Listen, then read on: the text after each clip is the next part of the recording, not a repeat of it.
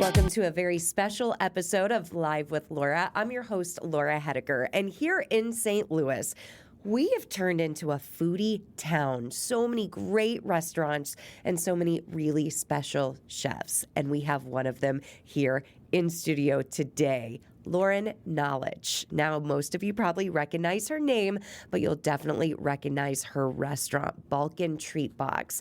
It started as a food truck, and now it's a full-on brick-and-mortar, winning award after award, bringing people in and out every single day. And we're so excited to hear the story behind the restaurant and the chef herself from Loryn. Welcome to Live with Laura. It's good to see you. Good to see you, too. Thanks for having me. We are so excited to have you. And honestly, friends at home, you are so humble. When I heard and read that you are a finalist for the James Beard Award for the best chef in the Midwest, I decided, like a crazy person, to ask you to come on this show, knowing full well you would be like, no, I have 1,000 things to do. And you were kind enough to not only accept, but to call me back. Thank you. You're very kind. Thank you. No, it was cool that you thought of me and that you reached out. It's exciting. So thanks for letting me be here. Everyone is reaching out to you because, as I mentioned, you are a winning and being named to all different chefs' lists, the James Beard Awards, coming up in just about a month and a half in Chicago. Yep. How are you feeling? It feels great.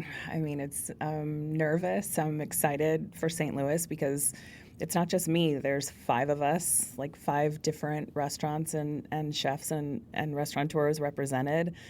And I just can't help but feel like St. Louis is going to bring it home this year, and that's like beyond exciting. Because you're a St. Louis girl. Yeah. Yep. Born and raised here, South City. So city's given back to me like tenfold. Mm-hmm. The James Beard Awards, if you're not familiar, is the premier culinary award in the country. Have you been to these awards before? I have, yeah. We were there last year, up for the same award. Had a great time. It was an amazing experience. You're just in a room full of people that are dedicated to the same craft and the same idea about things, and it feels really special and really good, and you meet a lot of wonderful people and like-minded people doing the same things you are, and there's also a lot of big names there, and that feels very interesting to just be like standing in line for a bite of food, and Daniel Boulud is right there. It was pretty incredible. And he might be standing there thinking, I'm next to Loryn Nalic from Balkan Treat Box. We definitely know that's not true. I disagree. Because whenever I talk to people from different towns, I have a good friend in Nashville who's a huge foodie, and I'll bring up the different restaurants that are doing big things, and your name and your restaurant have come up many, many times. And I think because what you do is so unique. It's very unique. I talk about that all the time. A lot of people ask me about those kind of things, and, you know, having been recognized nationally, having the restaurant be recognized that way, one of the things that I always go back to is the fact that it is unique, and the way we're doing it is unique, and I think people can relate and, you know, connect with the food from so many different places and so many different regions, and when you can do that with your guests, like, I mean, that's gold. I like that you even call them your guests, because you could easily say customers, but guests makes it feel that much more personal, almost like you're inviting them into your home. I talk to staff about, you know, being the kind of place that it is our home. We're there all the time. It feels like home, and we do feel like we're welcoming people into our house. It's important that they feel that way. because, we want them to. Let's talk a little bit more about the idea for Balkan Treat Box. You are the first chef that we have had on this show, but I think you are going to give us maybe the greatest history lesson that we've had too about St. Louis. Balkan Treat Box serves Balkan food. Yes. What does that mean? So it's food from the Balkan region. This is it's a controversial subject for some, but there is a region of the world called the Balkan Peninsula. And that consists of, many different countries, from Romania to Slovenia to Bosnia, Croatia, down into Greece and the European side of Turkey. So really we're doing food from that whole region because it's so similar. Like, as I kind of really dug into the food and the region, as you cross borders from these countries, like, you're still seeing the same style of food. I mean, it might be spelled a little bit differently. It might be prepared a little bit differently. The ingredients might be, altered a little bit depending on what grows and lives there. But ultimately, the base is the same. So from a creative perspective, when coming back to figure out like what we were going to do, it made a lot of sense to kind of represent that entire region rather than, just Bosnia, which is where my husband is from. And let's bring your husband into this conversation. You are born and raised in South City, went to California for a bit. When did you meet your husband? I met him in 2006. I've been in the restaurant business my whole life. It's all I've ever done. I've done a lot of different jobs in this industry, but it's definitely in my blood. At the time, I have 2 children, and I needed to have a job that was not into the night and endless hours. So I pivoted into food sales, which I was terrible at, by the way. But that's how I met Edo. He was working at a Bosnian restaurant in South City in the Bevo area, and that was a restaurant that I was calling on for sales.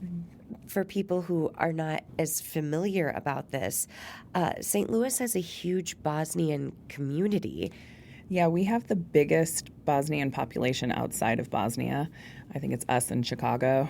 But when the war was going on, they were being moved all over the place, and a lot of them went to Germany. Edo actually went to Germany for a while. Germany never gave out work permits or a way for them to really live their lives there forever. So eventually they had to go back to Bosnia, and some people came straight to the United States, straight to St. Louis. St. Louis was a place that was kind of declining in population, and the climates are similar, the terrain is similar, so we took in a lot of Bosnian refugees. It's pretty amazing. I feel like it just gave the city so much. And what is interesting, it's 2006, you have 2 little kids, you meet your now husband. You are not Bosnian. No. So how did you decide to really get in good with your husband? What did you do? I cooked for him, of course. But you could have cooked anything that you grew up eating in South City. But Yeah. I'm guessing you pushed your culinary talents to learn how to cook Bosnian food. Yeah, I mean, I fed him a little bit of everything, but I'm naturally curious from a culinary standpoint. There's not much that I don't want to try to do or try to take on or try to learn about. And I had this, person in front of me that really felt deeply and, missed his family and missed his culture and missed his home, and being around people and someone that has lost so much and has had to start over so many times, and hearing his story and so many stories from so many people in our city about what, they went through during that time, you can't help but want to nurture them, and there's great Bosnian restaurants in St. Louis, great ones. And we would go to those too. And, I just in conversation, we would talk and I would find out like what he was really missing. And I'd dig in and do my own research, would ask, his cousin or his aunt a bunch of questions. And just started kind of dabbling in it and cooking what I could by just teaching myself. And what types of foods or recipes were you cooking back at that time? So I'll tell you about the first dish that I fell in love with from a cooking standpoint, not just eating it. I mean, it is delicious and probably one of my favorite things to eat. And anytime his mom invites us over and it's for this dish, I get very excited and feel very lucky. But it's called pita. It is a dish that's made with hand-pulled dough and just like flour, water, salt. Some people put oil in it, some people don't.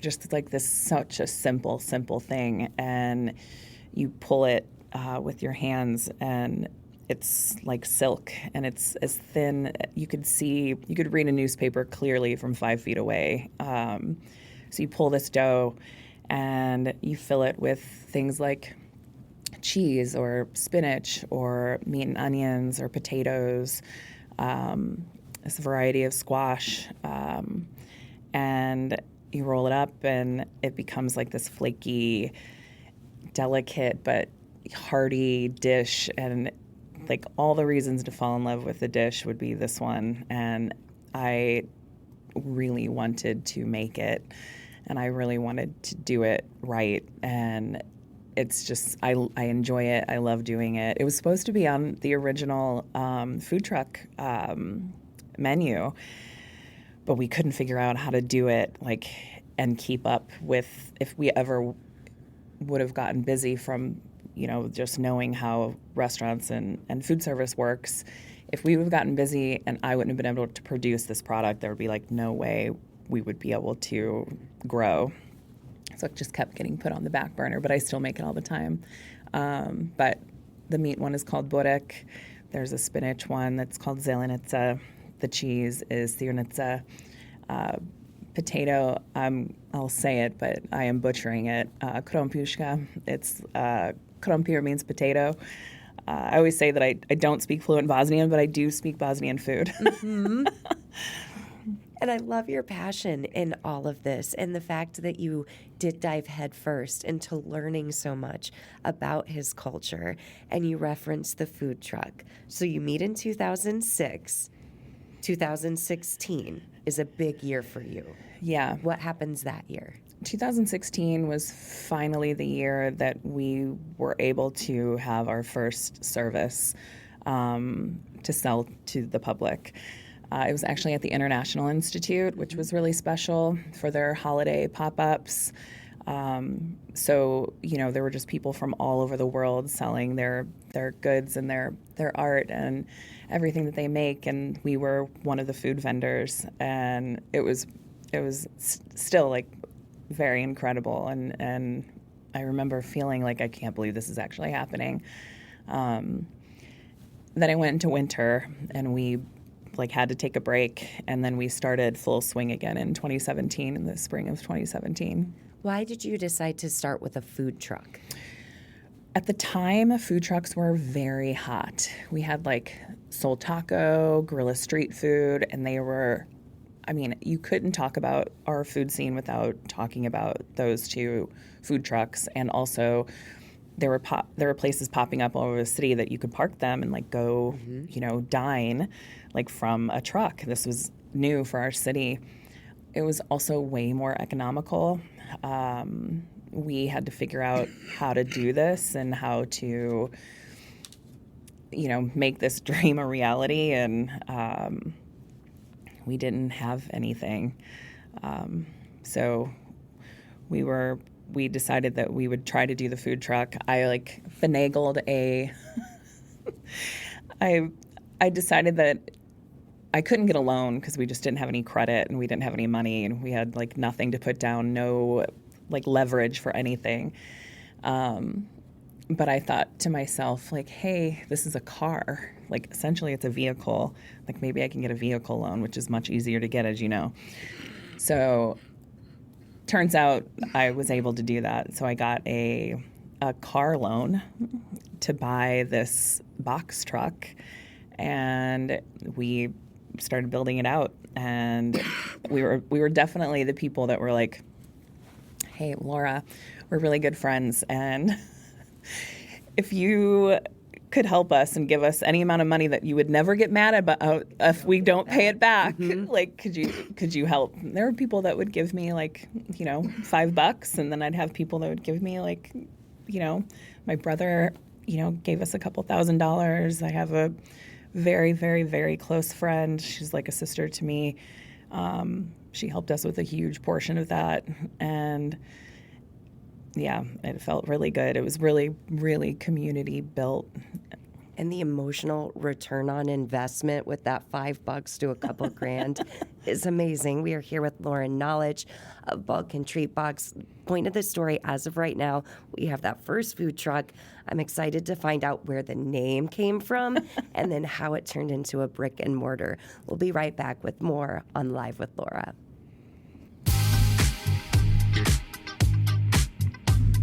St. Louis, we are in for a true treat today, dare I say, Balkan Treat Box, with the founder and the chef of the legendary restaurant that's racking up all sorts of awards, Loryn Nalic. And just before the break, it's 2017. You've started your first food truck. It is named Balkan Treat Box. Yes. Is it because you got a box truck or because you serve the food in boxes? Well, it's yes. Okay. Yes, but no. Okay. So I have one of my favorite bands is Balkan Beatbox. I was not aware of them. Have you reached out to them after all your success and be like, hey, so let's partner? Yeah, in the beginning, I would tag them all the time. It was probably very annoying. So no, we have not, but that would be wild. But yeah, so the name kind of didn't come to me until we really started thinking about it. But a few things, if you eat out with Edo or his family, like that's not very common. There's like you don't really eat outside of the home very often. And so when they did, it was a big treat. So every time we would go somewhere, you'd be like, oh, this is such a treat. Like, isn't this a treat? And so that word always kind of stuck with me. And yeah, it's a box truck, so I remember going to sleep one night and waking up and Amir sleeping on the couch. Amir's Edo's brother. He's also our business partner. He pretty much runs the ins and outs of Telva, our second restaurant. And he was on the couch and Edo was on the other couch. And I was like, what do you guys think about Balkan Treat Box? And they were both like, looked at each other. I was like probably standing there with like the most annoying giant grin on my face, like I was so proud of myself. Yes, like, come on, guys, what do you think? So what did they say? Yes, they loved it. They were like, it's perfect. Yeah, so, and that became the name, and it's been fun. I mean, I will say that in the beginning, everyone thought we were a sweet truck, like a dessert truck, because of the word treat, but it didn't take long to kind of catch on. Yeah. And it still is. And I think that's so special that you do recognize that eating out is still a treat, not just for the Bosnian community. Yeah. So many families, money is really tight. And Especially when they now. do, oh my gosh, Yeah. when they do decide to eat out, it should be a treat and food they can't just make at home. Yeah, agreed. I cannot imagine. I don't cook. I'm terrible. I really can't imagine those early days of cooking in the confines of a food truck. Oh, God. It's very tight, very hot. Please tell us about that. Yeah, I mean, I grossly underestimated St. Louis summers and putting a wood-burning oven and a charcoal grill on a metal box truck. It was brutal. I would get sick every service. Like every service in the summertime, I would get sick. Because you also have, now when we run the food truck, it's a lot different. I mean, don't get me wrong, it still gets hot in there. But you have to understand that when we first started, we were always the first ones to pull up on site for an event because we were baking all of the bread on the truck before service. We were like getting all of the like PDAs ready to go. So I'd already been on the truck working with that fire for, a couple of hours, if not more. And then service starts at 11, and then you're going until, 2, 3 o'clock in the afternoon on a St. Louis humid, hot summer day. And that's just, it was insane, and I still, every so often, I still work a food truck event. And last summer we did a graduation party for a WashU student, and I worked that truck, and I just remember standing there and being like, I can't believe I did this every day. I was also younger, so that also helped. What types of food went over really well on the food truck? We've had the same menu from the jump. We have not changed a thing in terms of the items on the food truck. And it was one of those things where it was like, this has to work. Like, this is it. This is all we can do on here. Obviously, like, could we have changed the concept and the menu? Yes, of course. But it was 3 items that we could execute on that truck, not including the bread that we bake every day, which we still bake at the restaurant every day fresh. But yeah, we have cevapi, which are traditional, like Bosnian, Balkan sausages. We do a Sarajevo style, so they're all beef. That gets like tucked inside this very ethereal, kind of soft, pillowy, charred somun, which is our bread that we use. And then you eat that with kaymak, which is a dairy spread that kind of is reminiscent of like if yogurt, feta cheese, and butter became one item, it would be that.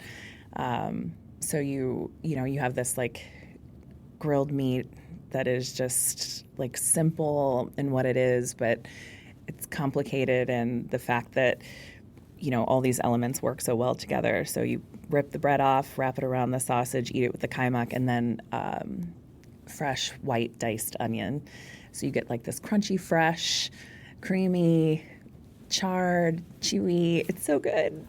So we have cevapi, and then we do pide, which is a Turkish item, and that is essentially it's really going to just remind you of a pizza.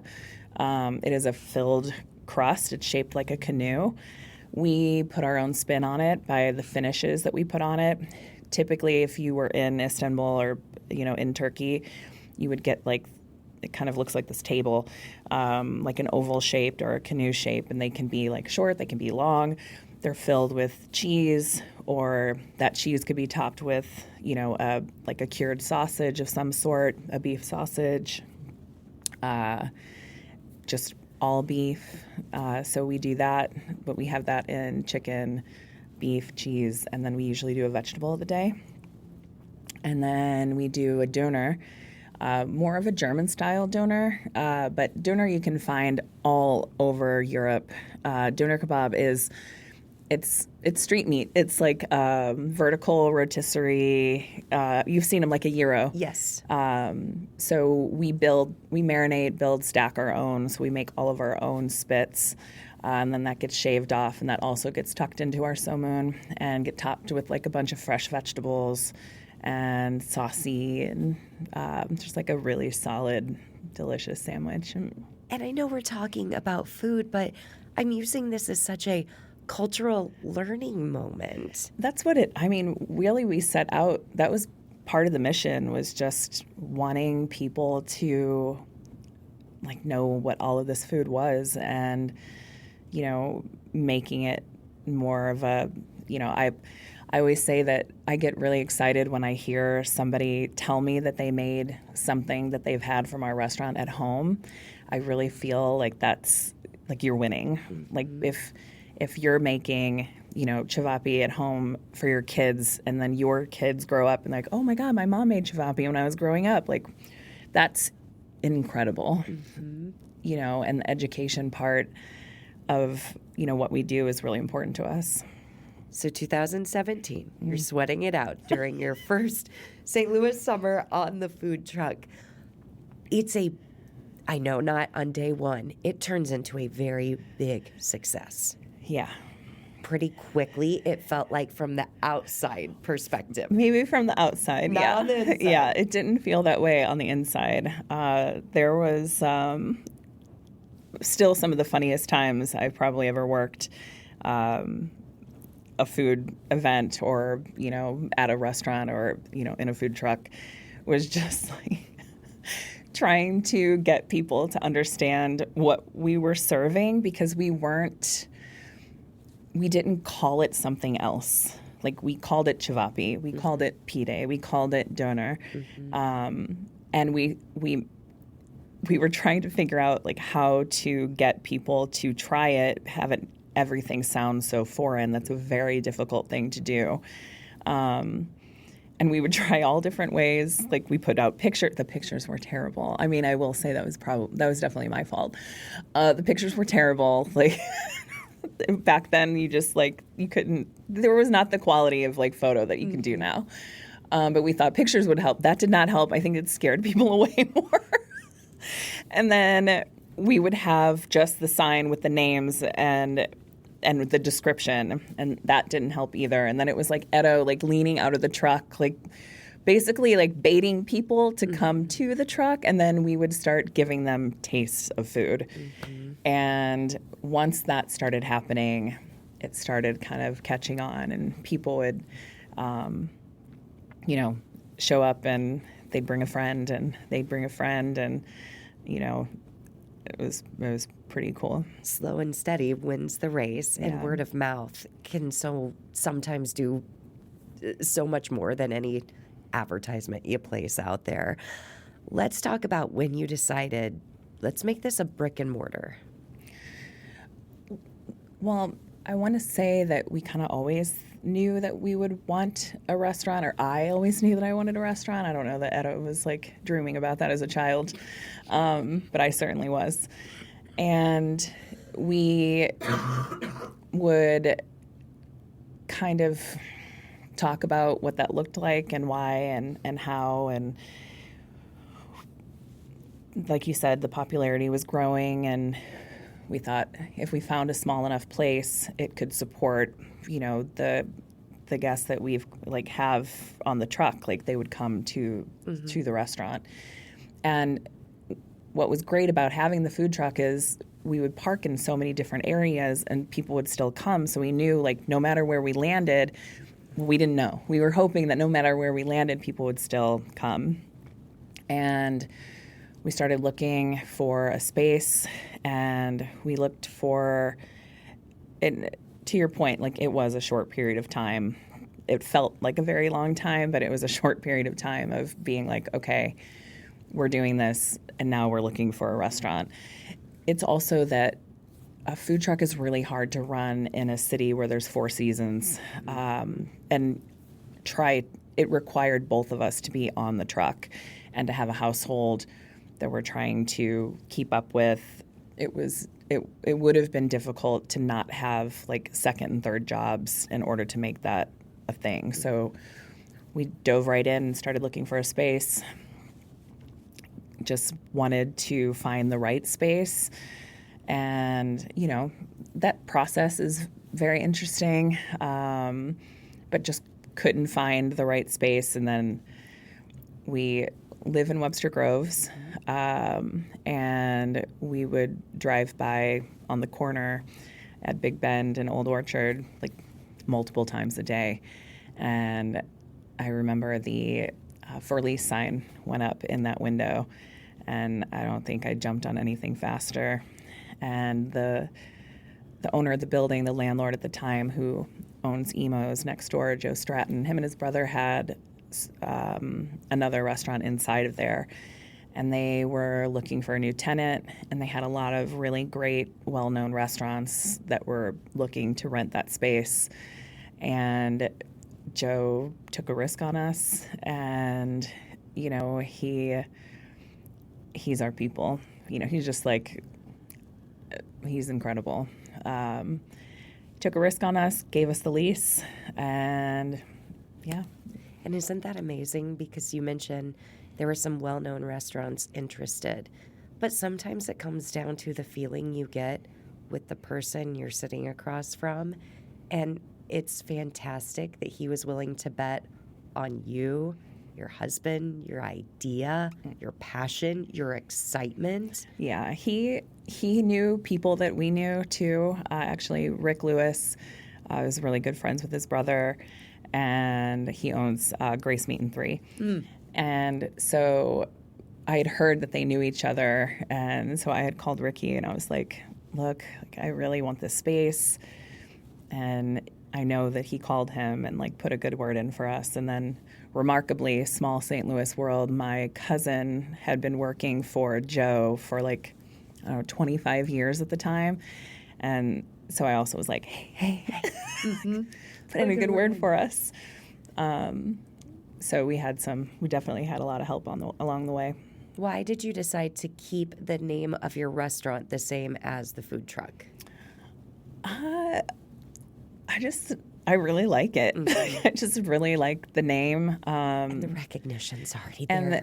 And, I didn't think about that till you just said it. But yeah, I think at the time, the food truck had won like one of Food and Wine's best bites of the year. And that was huge. Like that was really big for us. And that's when people from outside of our city started recognizing what we were doing and started getting curious about the food, and it was really fun from there. But yeah, I think that definitely played a role in it. Also, like, we were doing the same thing, and it just made a lot of sense to have it be the same and not different. And what year was this? 2019. What month? February. Okay, I'm guessing you didn't imagine 13 months later a global pandemic sure didn't would happen, which of course rocked the food industry in ways no one could have predicted. Yeah, that was an interesting time. I mean, for everybody, it's there's like pre-COVID and post-COVID. It's like PC, and it really. I have to look at the silver lining from such events, and it taught us a lot in a short period of time, and it really shaped the restaurant that we are today, because when we opened, we didn't do takeout. Like, we just never did takeout. If you waited in line and ordered, we would box up your food if you wanted to take it away, but we never gave people the opportunity to like call in a to-go order, or certainly couldn't order online. It just wasn't set up for that. And I wouldn't have been able to get my brain around that anyway. So COVID, what we took away positively from COVID was learning how to do that. And that helped us reach so much more and so many more people by being able to do that. And it took a while to see like what the aftermath of what that would have on our restaurant. And I'm just speaking for myself, because it was a roller coaster for not just us, but like you said, the entire industry. And some people got really hurt. And, some people did really well because it taught them something. And we were one of the ones that it wasn't great while it was happening, of course, but as we look back and see like what actually happened and what we had to do, it ended up being, something that taught us a lot and made us think about business differently. And it was the type of situation where, especially the locally owned businesses and restaurants, the consumer, the guests, we wanted to make sure that once the pandemic was over, we could return to our favorite places. And I'm sure you definitely saw that. Yeah, I think that's the other part of COVID, and the positive part of COVID is, and one of the surprising things that I never thought about in terms of owning a business is you really become part of someone's community. Mm-hmm. And, you know, we'd have people there that would come and, you know, order 3 times a week, you know, and they're at home down the block and they're walking over, and you know, we have tables outside with bags on them, and because no one's coming inside, and you're waving through the window, and you know, there's like this huge disconnect between humanity. But there was something so amazing about being in our neighborhood, like seeing our neighbor, like our actual neighbors, like showing up for us all the time. And that makes you want to continue to show up for them. Yeah, absolutely. With fantastic food. And Loryn and the entire team at Balkan Treat Box has continued to do that. You mentioned the big food and wine recognition. That was just the start of the awards and accolades that have come the entire team's way. We're going to take a quick break. When we come back, we are going to continue our conversation with Loryn Nalic, the mastermind behind Balkan Treat Box. Now, how many weeks are we out from James Beard? Like 6, 7? So, yeah, something like that. Mm-hmm. As she waits to find out if she is the official best chef in the Midwest, though we already know she is. We'll be right back with more from Live with Laura.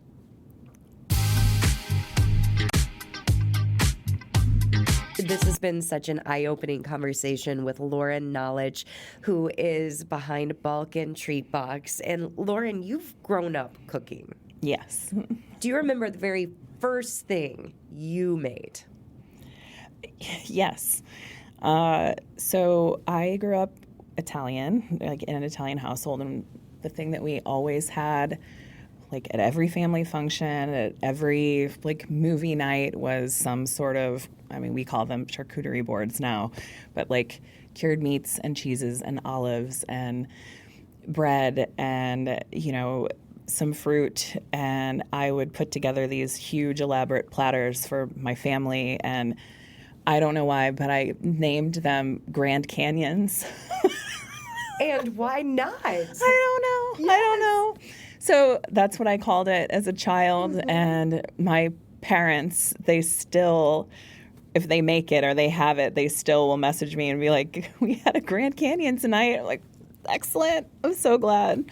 That could be your next restaurant. Yes. Loryn's Grand Canyons, the charcuterie boards. That's really special. Yeah, that was something that, like, as a child that wasn't able to use a stove or cook, that was the first thing. But the first food that I made, I'm 100% certain that it was definitely pasta. Yeah. Italian family, that would make sense. In talking to your parents later, did they know this is what you were going to do with your life? Really? No. I think they were just like wondering if I was going to make it at all. I was such a rowdy, like, I was not studious. I was very ornery, very stubborn, got myself into a lot of trouble. So, no, I don't think so.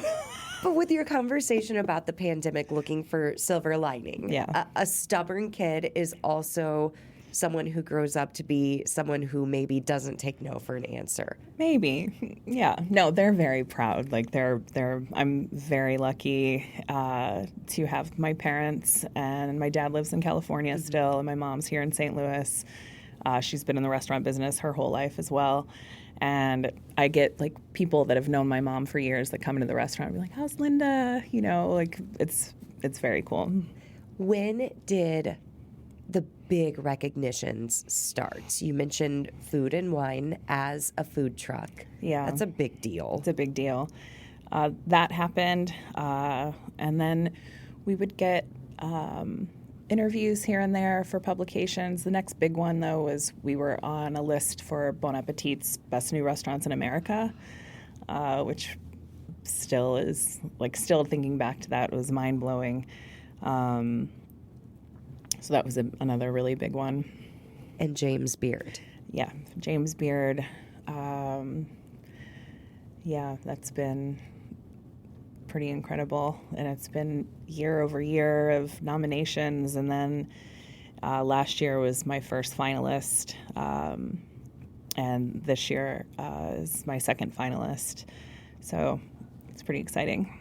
I know you don't wake up every morning and think, what award am I going to get today? You just very much do not come across as that type of person. Yeah, that's not why you do this. Yes. Because, my gosh, there are so many days, I'm sure, that are so hard and overwhelming and tiring. Yes. Yeah. People often, I was just talking to somebody in our industry this week, and they were saying how somebody said to them,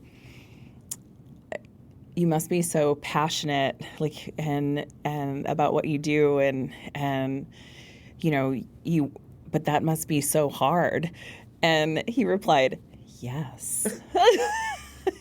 Yes. That is correct. Yes. But no, you don't think about those things. I mean, I certainly didn't think about those things, any kind of recognition or awards. I just wanted to be able to cook, and I wanted to be able to feed people, and I wanted to be able to connect to people through food. That's just something that I looked to do, and that was all that I needed from it.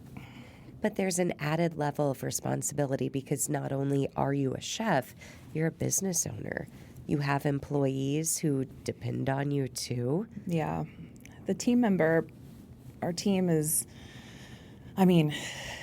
another colleague of mine told me that the team is just as important as everything else because they're the ones that come every day and help your dreams come true. And that resonated with me so much after hearing that. And I was like, it doesn't happen without the team, and it doesn't happen without the people that come in and clock in, day out. And like, I kind of look at the restaurant as the entertainment industry. So it's like they come in every day and they're performing, and they're helping us live and develop and build our dreams. Mm-hmm. That's pretty incredible. And the restaurant industry is not for the faint of heart. You rarely sit down. Yeah, no, it's not a sit down task, for sure. You're always public facing, yes, which you always have to take whatever is going on in your personal life and put it way back there because the customer who comes in, no offense, doesn't care. Yeah. They care what's going on with them and how good this food is going to taste. Yeah, it's you definitely have to leave it at the door. We talk about that all the time, and that it's an opportunity to leave it at the door sometimes too, where you can come in and just be like, I'm here. Yeah, I'm here, and look at these happy people and kind of revel in that. You mentioned you do have a second restaurant now, Telva. Yeah. Please tell us about that. So Telva at the Ridge is also in Webster Groves. It's down the street in the iconic old Rolling Ridge Nursery. We started out as what we thought was going to be a little cafe, coffee shop, and has turned into a full-blown restaurant. It's been great. I always say Balkan Treat Box is the party, and Telva is kind of zen, and coffee culture is huge for Bosnians, and it's a time to sit down with one another and connect, and their coffees are this big, but they'll drink them for hours. And we opened this 2 years ago, and it's been a great place to, again, just watch the community come in, and we get people from all over and different cultures celebrating different things, and it's really fun to be a part of that. I have a couple of rapid fire questions for you. All right, here we I'm go. going to learn a lot in St. Louis. I know you are too. As a chef, what's the one ingredient you cannot live without? Salt. Salt, yeah. Thank goodness, because I thought you were going to say something really fancy that I couldn't even pronounce, and I would have no clue what it even tastes like. No, it's pretty. I know you said you don't cook, but I promise, you probably can. It's very simple, and there's a few staples that makes everything taste good, and one of the main things is salt. Salt. Because salt goes in savory and sweet things. So salt is like, can't live without it. I'm going to go home to my husband tonight and be like, my favorite ingredient is salt. And one of the best chefs in America says it too. He's going to be so impressed. What is the dish you're most proud of? Chavapi. And a reminder of what exactly that is. Yeah, those are our Sarajevo-style beef sausages. They're essentially little kebabs, little kofta. They're casingless. We grill them over wood. And part of the reason why it's my favorite is because one of my favorite things is somun. This is a bread that when I went to the Balkans to cook was one of the breads that I fell in love with the most. And so that's probably my favorite thing to bake and make. I am so thrilled that you have shared so much of your personal story today. And as we sit here and look at you now, weeks away from this really big ceremony, so put together, so still full of excitement, I know there were many, many, many, many hard days. What is one of the failures that you thought was a failure in the moment that turned out to be one of your greatest gifts or greatest successes? Wow.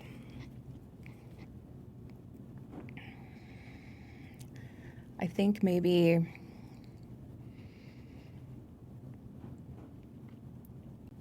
wow, there's so many. There's so many. I'm going to say that there's a few. One is probably like too heavy to get into, but I will talk about COVID. I think that even though today we talked about like the positive things that came out of that, we really did feel like we would have to close, and we did feel like it was all over, and we didn't know if we would survive that. And as our like team started like dwindling down to just a few people that felt comfortable working, and there were days that it was just Edo and I, and you know, you look at one another and think like, this is it. You know, this we're not going to go any further than this. This is going to be it.